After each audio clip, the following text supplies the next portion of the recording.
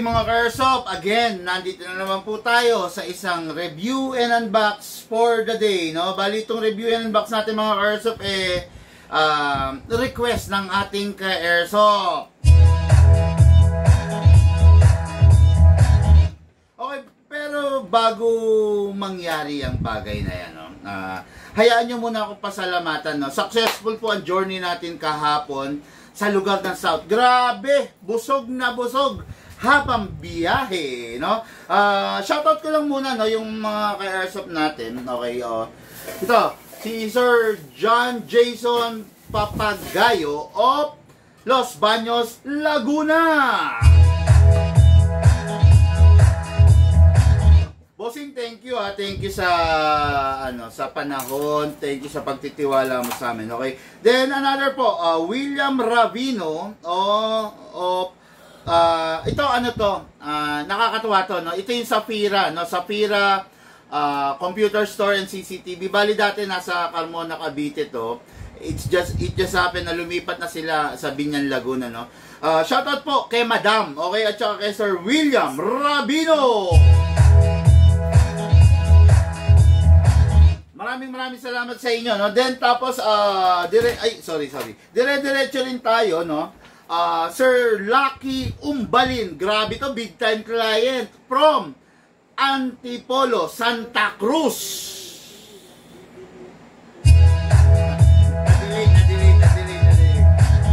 Okay, Virgilio Osorio of Panghulo, Malabon. Okay, yan.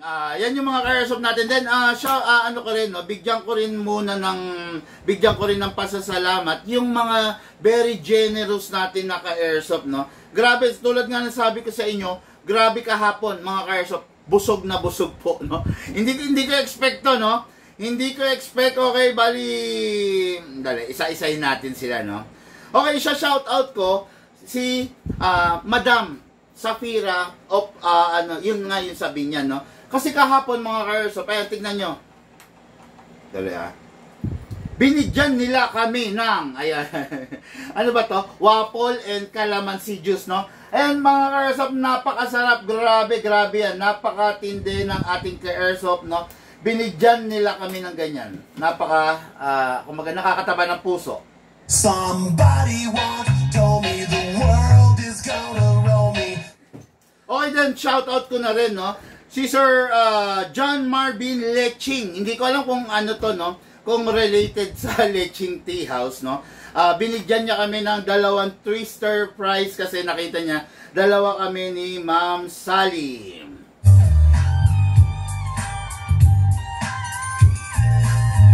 Okay.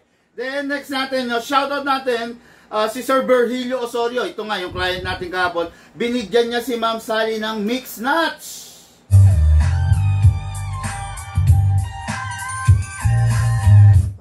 Okay then, shout out and thank you po kay kay Madam Cheryl of Cabuyao, Laguna, kasi binigyan niya si Ma'am Sally ng ano tawag dito?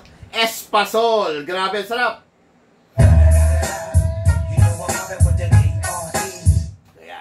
Nakakatuwa, nakakataba po ng puso, tsaka syempre nakakataba ng katawan. Ang dami nung pinadala sa atin. Tapos ito pa, hindi pa natatapos dyan.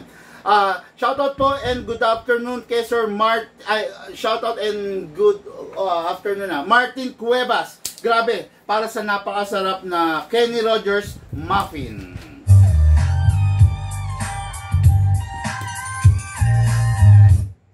Then, meron pa, hindi pa dyan natatapos, no.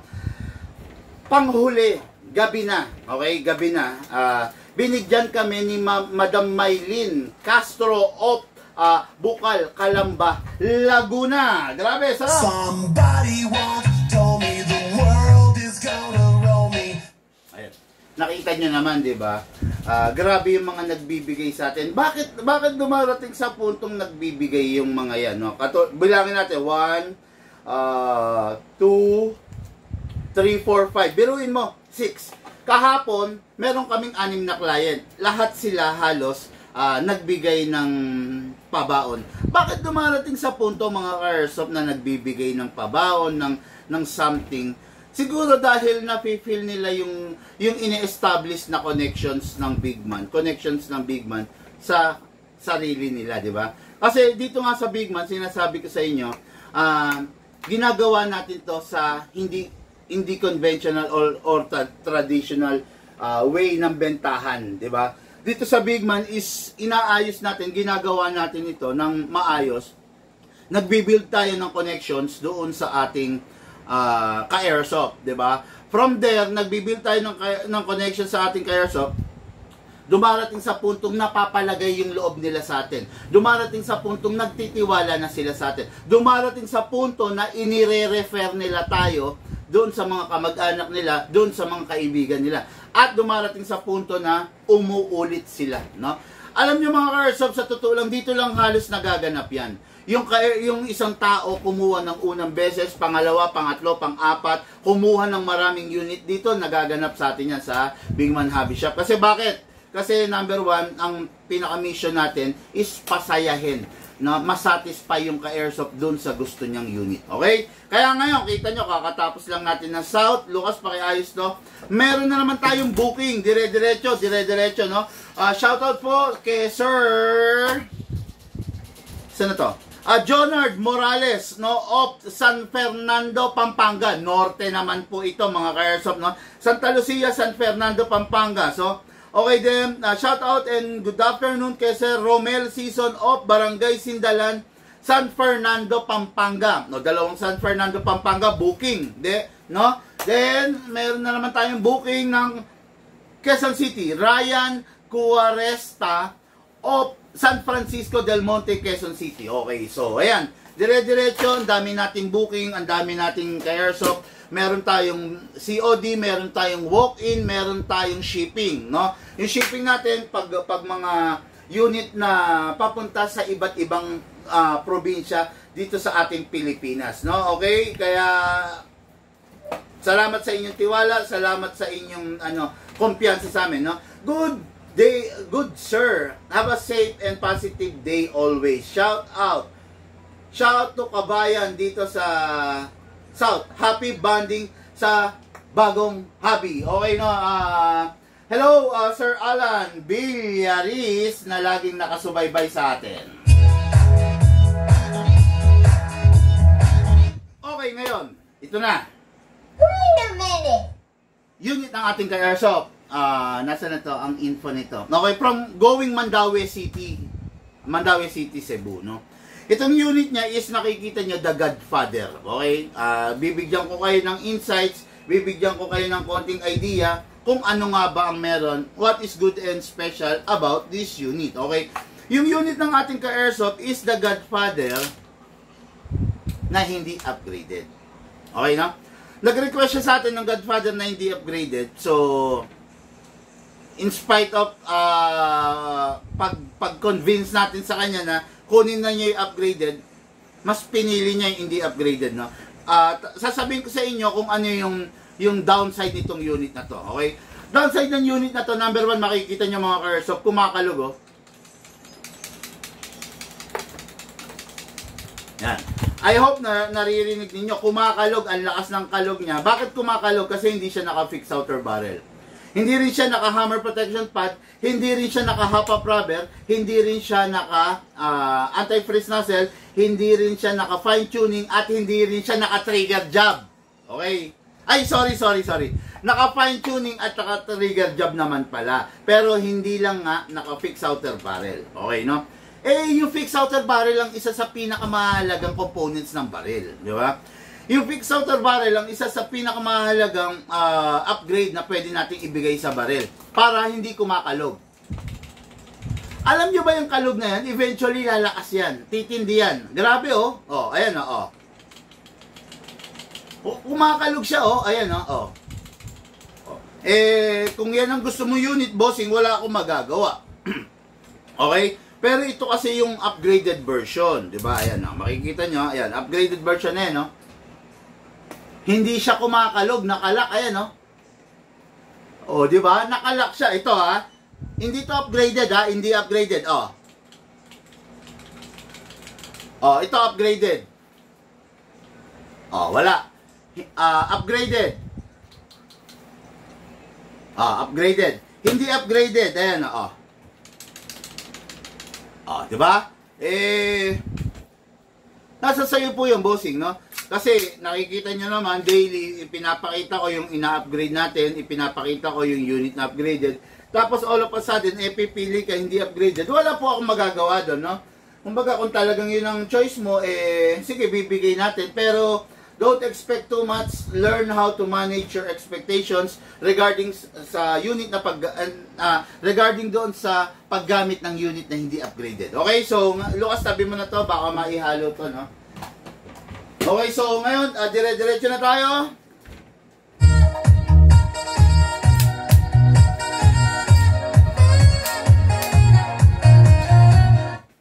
Okay, what is good and special about this unit? Okay, this unit is full metal mula ulo hanggang baba. We call this as the Godfather 6.0 by the KJ Works. Okay, itong unit na to, animal to. Itong unit na to, napakalakas nito. Lalo na kung upgraded nga.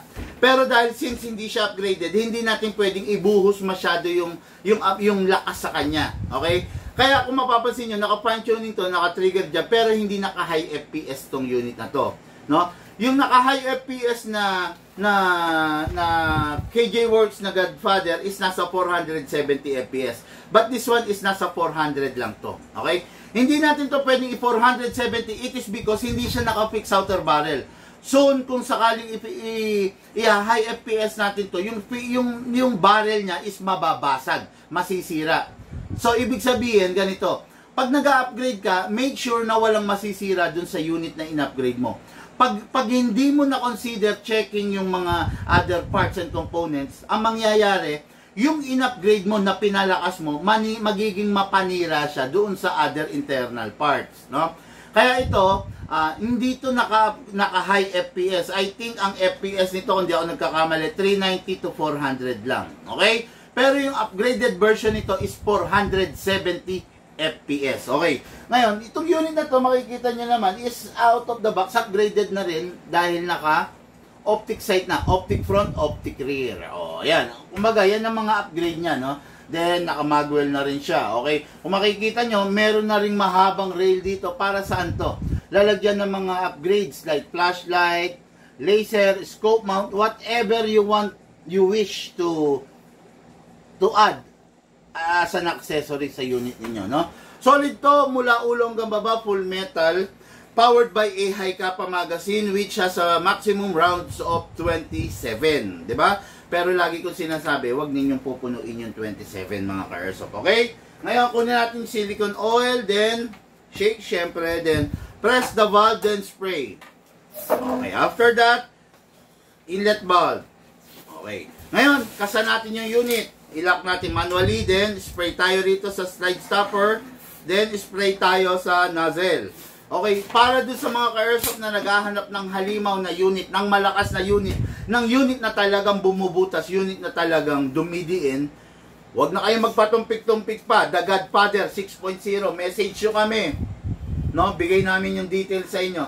Talagang animal, talagang napakalupit nitong unit na to, no? Actually, isa sa mga pinaka masasabi nating unit na talagang napakatindi, no? Okay, TJ, shoutout po. Good day, good afternoon, TJ. Agapay. Good afternoon po, Sir Bigman. All the best po.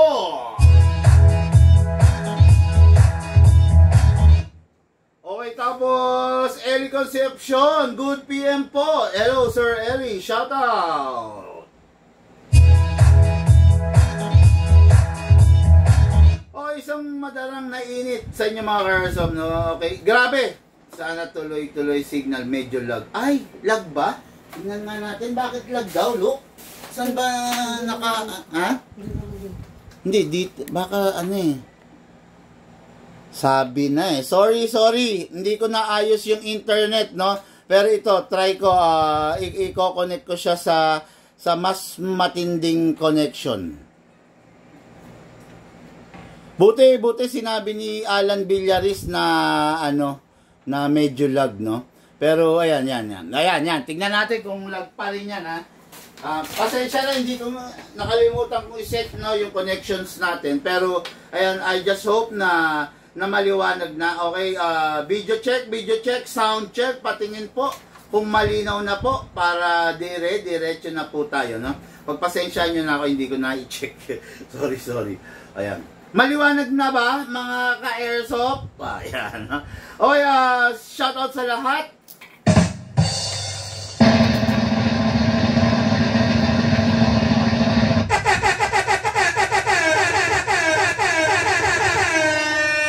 Okay, dire-diretso na tayo mga ka-airsoft, no? May silicone oil na rin. Diretso na po tayo sa paglalagay natin ng gas, no?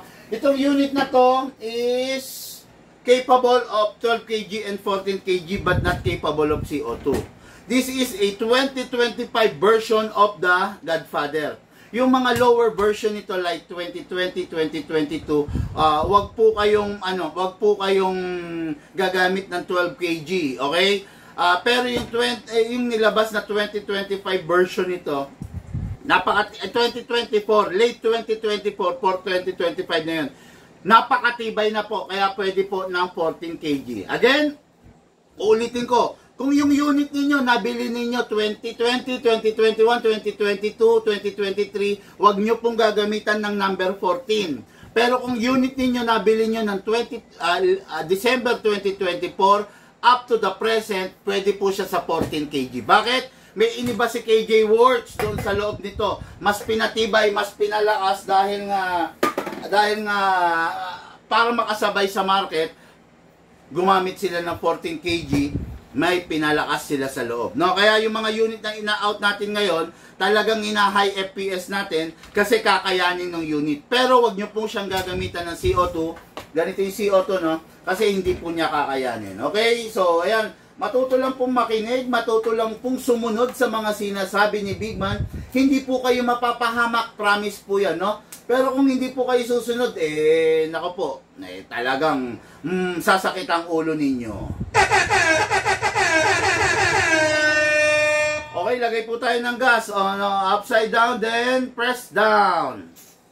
1, 2. Okay, 2 seconds lang nilalagay natin. Yung 2 seconds natin, napakadami na pong ipuputok nun. Okay? So, ngayon, maglalagay rin tayo ng bala dahil naglagay na tayo ng gas. Bala.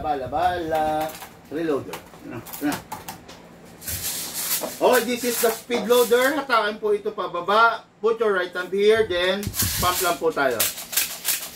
Okay, maximum rounds po ng pistol natin is 27, pero hindi ina-advise ng inyong lingkod na punuin ninyo ng 27 kasi po pwedeng masira po yung mismong unit yung mismong magazine ninyo. Okay? Shoutout po sa ka-airsoft natin from Mandaue City, Cebu, Jerry Katangilan. Ito yung unit mo. Hindi po to upgraded, sir. Hindi po upgraded. Shoutout po sa iyo.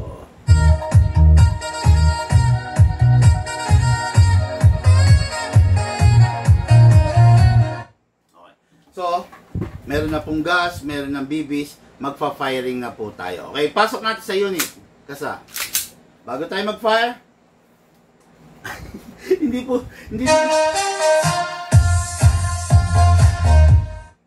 Okay, bago mag-firing, always finger trigger out. May beaver, may hammer, may safe. Ayan. Kanan ako kaya kinakawit ko pa kanan. Kung kaliwete ka, kalawitin mo ng kaliwang thumb mo. Ayan, no? Okay? So, pag naka-safe, syempre, hindi puputok. Unsafe natin, firing!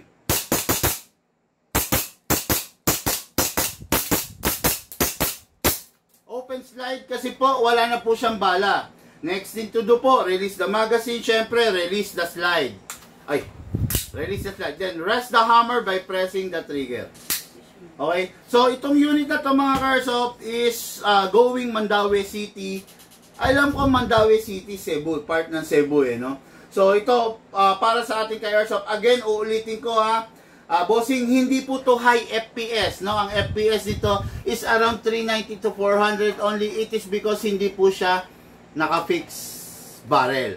Yung naka-fix barrel na version nito is 470 ang FPS kasi naka-fix barrel, no. So ito hindi ito naka-fix outer barrel, wag nyong gagamitan ng CO2, yan ang mga payo ko. Wag ninyong gagamitan ng reuse na BBs kasi pwedeng masira yung unit ninyo. Okay? Basta po, makinig lang po kayo sa ating payo, sa ating binibigay na payo everyday para po hindi po kayo mapapahamak. Okay? Mga Airsoft, lahat po tayo nagmula sa iba't ibang larangan. Pinagbuklod, pinag-isa ng iisang libangan. Yun po paglalaro ng Airsoft. Siyempre po, hatid sa inyo ng inyong likod, Pigman. Thank you! Wait a minute.